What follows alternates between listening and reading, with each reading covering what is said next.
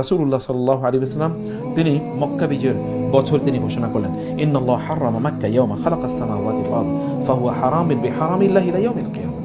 রাসূলুল্লাহ সাল্লাল্লাহু আলাইহি ওয়াসাল্লাম বলেন, আল্লাহ তাআলা যেদিন আসমান জমিন সৃষ্টি করেছেন সেই দিন তিনি মক্কার এই যে একটা বাউন্ডারি, এই বাউন্ডারিকে তিনি হারাম, সম্মানিত এবং পবিত্র বলে আল্লাহ তাআলা ঘোষণা করেছেন। যেটা সম্মানিত এবং কি এটা পবিত্র, এবং এটা কিয়ামত পর্যন্ত সম্মানিত এবং পবিত্র থাকবে। তিনি বলেন, লাম তাহিল লি আহাদিন ক্বাবলি ওয়ালা তাহিল লি আহাদিন বাদি, আমার পরে এবং আমার পূর্বে কারো জন্য কখনোই এই মক্কা এইটা হালাল ছিল না, মানে এখানে যা মনে চায় তা করা যেত না, কখনোই না।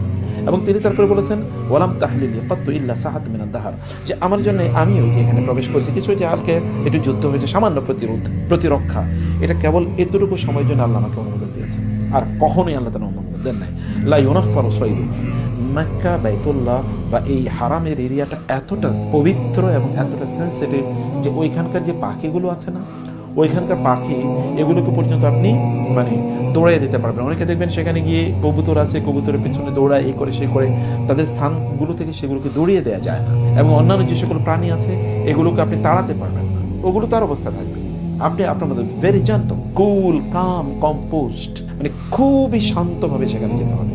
আপনি জানো মানে একজন ব্যক্তি যখন আল্লাহর কাছে, আপনি যখন নামাজি দান তখন কীভাবে একেবারে আত্মসমর্পণের মতো করে মানসিকতা নিয়ে সেখানে প্রবেশ করতে, মাথাটা নিচু করে। আপনি জানেন যে জেরুজালেমে ইহুদিদেরকে প্রবেশ করতে বলার সময় আল্লাহ তাআলা বলেছিলেন যে তোমরা সেখানে যখন প্রবেশ করবে তখন তোমরা প্রবেশ করবে কীভাবে? তোমরা প্রবেশ করবে এমনভাবে যে তোমরা উদখুলুল বাবা সুজ্জাদা, তোমরা মাথা অবনত করে সেখানে প্রবেশ করো, এবং ওয়াকুলু হিত্তাতুন, বলতে থাকো ক্ষমা চাই, আল্লাহ ক্ষমা করে দাও, আল্লাহ ক্ষমা করে দাও। সুবহানাল্লাহ। এটা যদি মসজিদে আকসার ব্যাপার হয় তাহলে বাইতুল্লাহর অবস্থাটা কেমন হবে? এটা বাইতুল্লাহর অবস্থাটা কেমন হওয়ার কথা? ওয়ালা ইউগাদু শাওকুহা, এমনকি ওইখানকার যে কাঁটাওয়ালা গাছ আছে না, এই গাছগুলো পর্যন্ত আপনি উপড়ে ফেলতে পারবেন, কোনো গাছের ঢাল ভাঙ্গা যায় না। ওয়ালা ইউখতারা খালাহা, আর এমনকি সেখানকার যে সকল ঘাসগুলো আছে এই ঘাসগুলো পর্যন্ত আপনি তুলে ফেলতে পারবেন না, সেই ঘাসগুলো আপনি তুলে ফেলতে পারবেন না। ওয়ালা তাহিলু লুকতাতুহা ইল্লা লিমুনশিদিন আল্লাযী ইউআরিফুহা, এমনকি সেটা যদি ওইখানে কোনো জিনিস পড়ে থাকে তাহলে এটা ধরা পড়ে যায়। চিন্তা করুন, ওইখানে পড়ে থাকুন যা কোটি কোটি জিনিস পড়ে থাকে, কিন্তু আপনারা ওগুলো ধরার কোনো অনুমতি নেই। আল্লাহ সুবহানাহু ওয়া তাআলা এই জায়গাটাকে এতটা সেন্সিটিভ করে দিয়েছেন, কারণ তিনি বলেছেন এটা আমার, এবং তিনি বলেছেন এটাকে আমি হারাম করে দিয়েছি, এবং তিনি বলেছেন আমি এটি নির্মাণ করেছি মানুষের সামারে। এমন একটি জায়গাতে যাচ্ছে ইমাম তিরমিজি রাহিমাহুল্লাহ তিনি উল্লেখ করেছেন, রাসূল ইসলাম যখন মক্কা থেকে মদিনায় হিজরত করে তিনি যাচ্ছেন তখন তিনি বারবার মক্কার দিকে তাকাচ্ছেন আর বলছেন, মা আকিয়ালাকি বিল বালাদি ওয়া হাব্বাকি ইলাইয়া, তুমি কি পবিত্র একটা দেশ এবং তুমি আমার কাছে কত প্রিয়। তিনি বলছেন, ওয়ালাউ রা আন্নাকুম আখরাজু, যদি আমার জাতি আখরাজুনি, যদি আমার জাতি আমাকে বের করে না দিত তাইলে আমি কখনোই এখান থেকে বের হতাম না। আমার জাতি যদি আমাকে বের না করে দিত তাহলে কখনোই আমি এখান থেকে বের হতাম না। রাসূলুল্লাহ সাল্লাল্লাহু আলাইহি ওয়াসাল্লাম এভাবে তিনি কাঁদছিলেন এবং এদিকে তাকিয়ে তাকিয়ে রাসূলুল্লাহ সাল্লাল্লাহু আলাইহি ওয়াসাল্লাম বললেন, সমান।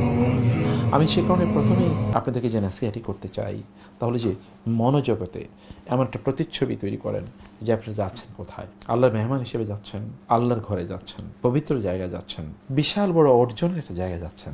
আপনি দেখেন আপনার সামনে হাতছানি দিচ্ছে, আপনি যখন সেখান থেকে ফিরে আসবেন সব গুণ আপনার মাফ হয়ে যাবে। আপনি একজন পরিবর্তিত মানুষে রূপান্তরিত হয়ে সেখান থেকে আসতে পারেন। এমনকি আপনি আল্লাহর কাছে এতটা এলিট যে আল্লাহর কাছে আপনি দুহাত তুলে চাইলেই আল্লাহ তাআলা আপনাকে প্রদান করবেন, মানে এমন এলিট আল্লাহ সুবহানাহু ওয়া তাআলার কাছে। আপনি এই যে এলিটিস্ট স্ট্যাটাস, এটাকে কম্প্রোমাইজ কোনোভাবেই করতে পারবেন, এটাকে কম্প্রোমাইজ করার কোনো সুযোগ আপনার নাই।